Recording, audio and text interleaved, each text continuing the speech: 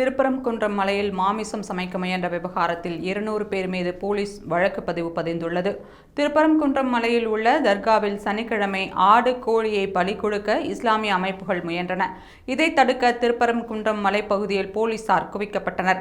தடையை மீறி திட்டமிட்டபடி மலையின் மேல் ஆடு, கோழிகளுடன் இஸ்லாமிய அமைப்பினர் புறப்பட்டனர். போலீசார் அவர்களை தடுத்து நிறுத்தி திருப்பி அனுப்பினர். இதற்கு இந்து முன்னணி உள்ளிட்ட இந்து அமைப்புகள் கடும் எதிர்ப்பு தெரிவித்தன.